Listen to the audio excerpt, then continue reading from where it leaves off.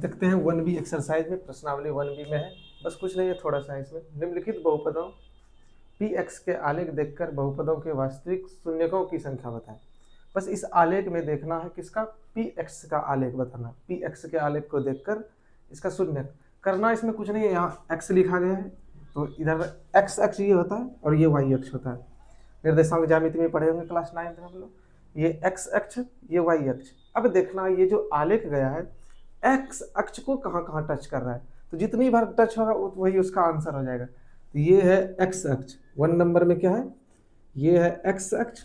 और ये जो आलेख गया है, ये जो इस तरह से आलेख गया है, x अक्ष को कहाँ टच कर रहा है, कितनी बार टच कर रहा है, तो x अक्ष को एक बार यहाँ टच कर रहा है।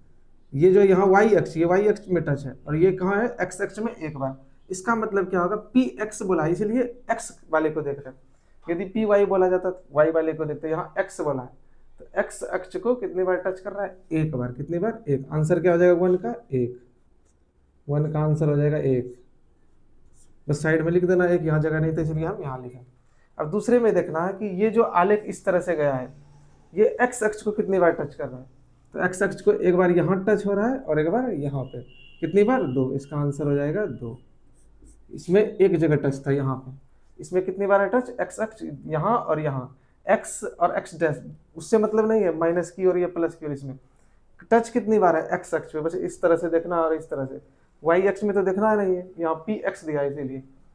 यहाँ कितनी बार टच है, 1, यहाँ पे x अक्ष 2 और ये 3 बार टच है। x अक्ष ये है, यहाँ टच है माइनस की और यहाँ मूल बिंदु पे, x अक्ष पे ही, मूल बिंदु पे दोनों है, x अक्ष और y अक्ष दोनों, और इधर धनात्मक की ओर। तो ये 1 2 3, इस आलेख का कितना हल हो जाएगा, 3 हल। कितना हल, 3 हल। अच्छा आप देखते हैं इसमें 4 नंबर में x अक्ष ये है, कितनी बार टच, 1 और 2, ये तो टच है यहाँ y अक्ष में, इसलिए ये नहीं गिनती करेंगे, ये होगा 1 और 2। कितनी बार टच है, 2। इसका आंसर हो जाएगा 2 बार। इसमें देखते हैं, इसमें x अक्ष टच है नहीं, x अक्ष ये जो आलेख गया है x में कहीं टच नहीं है, y में है एक बार, इसका मतलब x में नहीं है, तो ये हो जाएगा 0। इसका आंसर हो जाएगा 0, 0। x अक्ष में कहीं टच नहीं है, इसका मतलब इसका आंसर 0 होगा। अच्छा इसमें देखते हैं 6 नंबर में, x अक्ष पे कहाँ टच है, यहाँ, ये तो y में टच है, उधर टच ही नहीं है। इस लाइनिंग को टच करना चाहिए, x अक्ष को टच करना चाहिए, ये टच ही नहीं है, बस एक बार यहाँ टच है। यहाँ y अक्ष भी है, x अक्ष भी, इसका मतलब यहाँ देखेंगे कि हाँ x अक्ष है, यहाँ जो है x अक्ष को एक बार टच किया जा रहा है, तो इसका आंसर हो जाएगा 1। मूल बिंदु पर टच होने का मतलब x में भी टच है, y में, तो जिसके बारे में कहेगा x में, इसका मतलब एक बार x टच है वहाँ पे। इसमें x अक्ष, हाँ एक बार यहाँ पे टच है, ये तो y में टच है, इसीलिए इसका आंसर भी 1 हो जाएगा, क्योंकि हमको Px x में देखना। अच्छा इसमें देखते हैं, एक टच यहाँ, 2 3, x अक्ष में 3 बार, 1 2 3, इसका आंसर हो जाएगा 3। तो इस तरह से यही था 1B एक्सरसाइज, आलेख इसका कि कितनी बार कहाँ टच कर रहा है उसको गिन के लिखना है, वही उसका आंसर हो जाएगा। तो यहाँ x अक्ष में देखना है कितनी बार, x अक्ष में ये जो आलेख है ये 1 बार टच है, इसमें कितनी है, 2 बार टच है, इसमें कितने, 3 बार टच, यहाँ पे देखना 1 और 2, यहाँ पे 1 भी नहीं, 0, यहाँ 1 बार टच है मूल बिंदु पे, मतलब यानी कि x में टच है।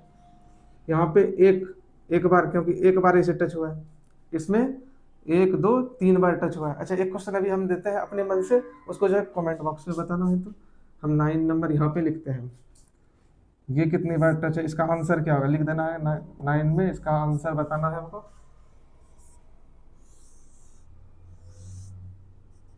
इसका आंसर जो है कमेंट बॉक्स में बताना है।